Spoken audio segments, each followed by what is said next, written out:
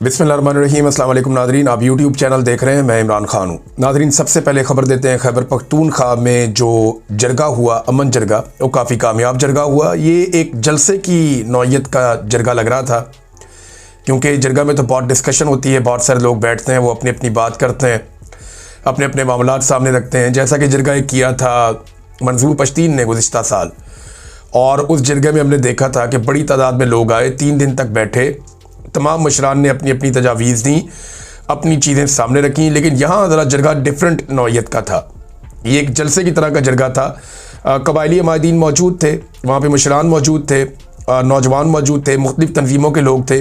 पाकिस्तान तहरीक इंसाफ से ज़्यादा जो रंग था वो अमन के झंडों का था, यानी हर तरफ सफ़ेद झंडे नज़र आ रहे थे। और ये जब अमन के लिए आते हैं सब इकट्ठे होकर जरगा लेकर, तो सफ़ेद झंडों के साथ आते हैं। अब हमने ये देखा कि बहुत बड़ी तादाद में लोग आए, यानी जिस किस्म की उम्मीद थी पाकिस्तान तहरीक इंसाफ को या खैबर पख्तूनख्वा की हुकूमत को, उस नौयत का जरगा हमने देखा। बड़ी तादाद में लोग थे, मुशरान थे, नौजवानों की बहुत बड़ी तादाद थी, इवन बुज़ुर्ग भी आए हुए थे। और यहाँ पे चंद चीज़ों के फ़ैसले हुए हैं।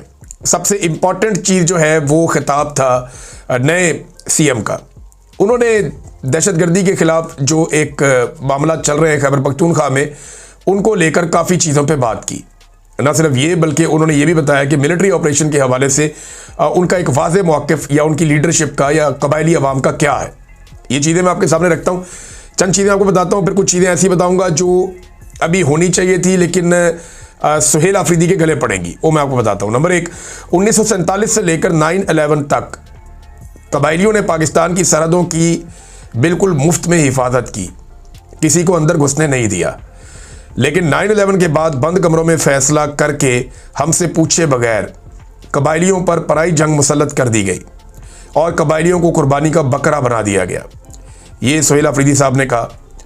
फिर उन्होंने कहा, पाकिस्तान पर कुर्बान होने और अमन के लिए हमने लब्बैक कहा, लेकिन हमारे घर, बाजार और हुजरे उजड़ गए, मस्जिदें शहीद हो गई, ऑपरेशन पर ऑपरेशन, ड्रोन पर ड्रोन, जेट तैयारों की बमबारी। हमारी औरतें जिनके भाई ने भी उनके सर का बाल नहीं देखा था, वो नंगे पांव इन सड़कों पर घूम रही थीं। अच्छा, ये सिचुएशन जो है ना, ये बहुत सारे और भी लोग बताते हैं, क्योंकि वहाँ पर्दे का बहुत रवाज है, ख़वातीन को लेकर बहुत हसास है।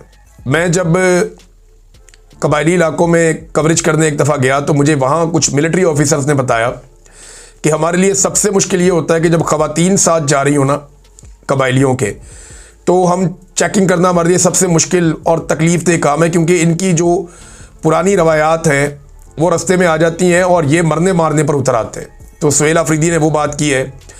फिर साथ उन्होंने कहा जी, सुहेल आफरीदी ने, कि कबायलियों की तारीख भरी पड़ी है, इस सरजमीन में अंग्रेज़ों की खोपड़ियाँ पड़ी हैं।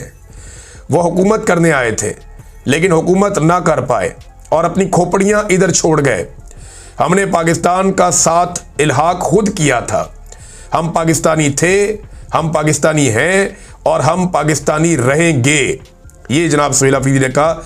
ये यानी मसला क्या है, इधर मिलिट्री एस्टेब्लिशमेंट है, वो कहती है जी हम भी पाकिस्तानी हैं और हम चाहते हैं पाकिस्तान को बचाएं। ये कबायली पश्तून है, ये कहते हैं जी हम भी पाकिस्तानी हैं और आपसे ज़्यादा मुहब्बे वतन है, हम भी चाहते हैं कि हमें बचाया जाए। इख्तलाफ पैदा हो जाता है, वो कहते हैं जी हमने मिलिट्री ऑपरेशन करना है, और ये कहते हैं जी इतने सारे मिलिट्री ऑपरेशन हो गए, इतने मिलिट्री ऑपरेशन हो गए कि हमारा सब कुछ तबाह हो गया। ना दहशतगर्द ख़त्म होते हैं, ना आपके ऑपरेशन ख़त्म होते हैं, और जो ख़त्म होता है वो क्या, कबायली इलाके ख़त्म हो जाते हैं, वहाँ की मादनियात ख़त्म हो जाती हैं, वहाँ के वसाइल उजड़ जाते हैं और वहाँ के मसाइल बढ़ जाते हैं। एक नई नस्ल जो है वो नई जंग के अंदर झोंक दी जाती है।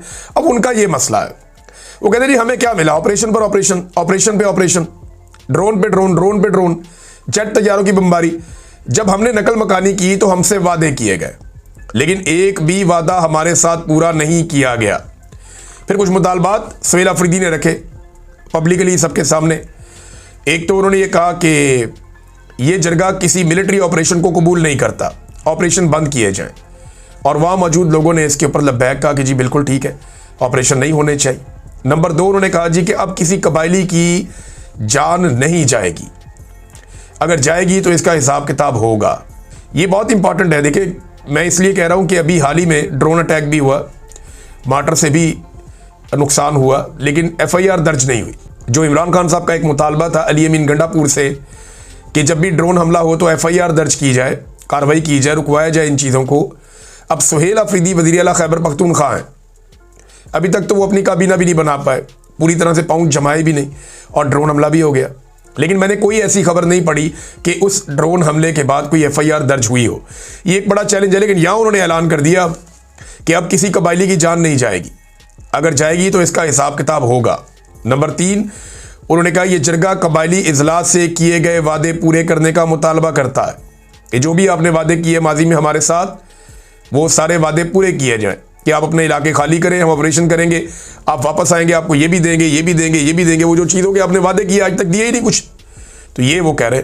नंबर 4, ये जरगा जो इजला मर्ज किए गए हैं, ये जो फाटा के इजला को साथ जोड़ दिया गया था खैबर पख्तूनख्वा के जो मर्जर हुआ था, उसके बारे में वो ये कह रहे हैं कि 100 अरब रुपया सालाना आपने देना था हमें, वो पैसा दिया नहीं, और अब 550 अरब रुपए के जो बकायाजात बनते हैं, 100 अरब रुपए के हिसाब से 550 अरब रुपए के बकायाजात की अदायगी फौरी तौर पे की जाए, ये मुतालबा किया।